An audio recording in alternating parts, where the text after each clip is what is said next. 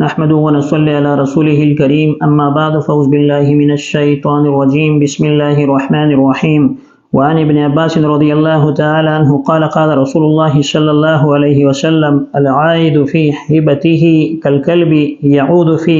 قيعه ليس لنا مثل السوء۔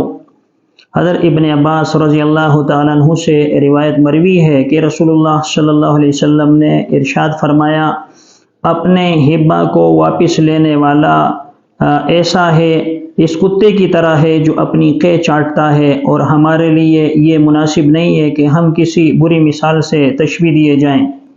اس حدیث میں رسول اللہ صلی اللہ علیہ وسلم نے اس چیز کی وضاحت فرمائی ہے، اس بات کی وضاحت فرمائی ہے کہ کوئی شخص جب کسی کو کوئی ہبہ دے، کوئی گفٹ دے یا کوئی تحفہ وغیرہ دے کسی خوشی کے موقع پر، یا ویسے ہی کسی مسلمان کے اکرام کے لیے کوئی چیز وغیرہ دے، تو پھر یہ مناسب نہیں ہے کہ انسان وہ چیز اس سے واپس لے لے یا واپسی کا مطالبہ کرے، یا اس سے کسی چیز کی توقع رکھے کہ یہ بھی مجھے اس طرح کی کوئی چیز وہ ہدیے میں یا گفٹ میں دے دے۔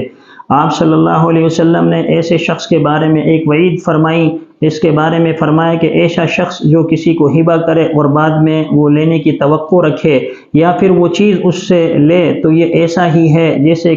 کتے کی مثال دے کر فرمایا کہ جیسے کوئی کتا قے کرے، قے الٹی کو کہا جاتا ہے کہ کوئی کتا جو ہے وہ الٹی کرتا ہے اور پھر اسے چاٹ ڈالتا ہے۔ تو کسی مسلمان کے لیے یہ بہت بری خصلت ہے اور بہت بری عادت ہے کہ کوئی چیز کسی کو دے اور پھر وہ چیز اس سے واپس لے یا اس سے مطالبہ کرے واپس لینے کا۔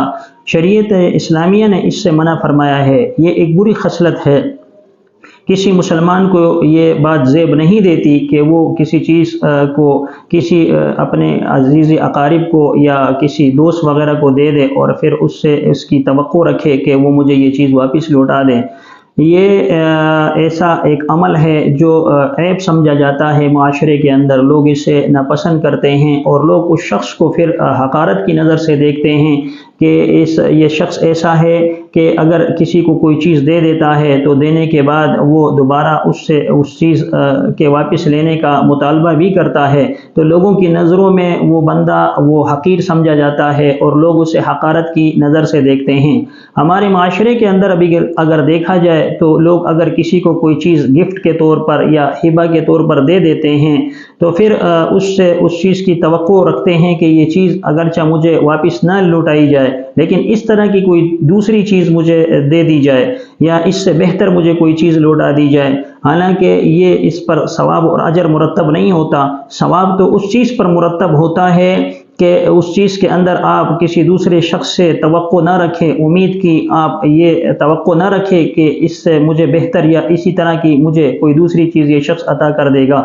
کیونکہ اگر کوئی یہ توقع رکھے گا تو رسول اللہ صلی اللہ علیہ وسلم نے اس کے بارے میں وعید فرمائی ہے، لہٰذا یہ بہت سخت وعید ہے۔ اگر مسلمان سوچے تو میرے حساب سے دوبارہ وہ اس طرح کی حرکت سے اپنے آپ کو باز رکھنے کی کوشش کرے گا اور اس طرح کے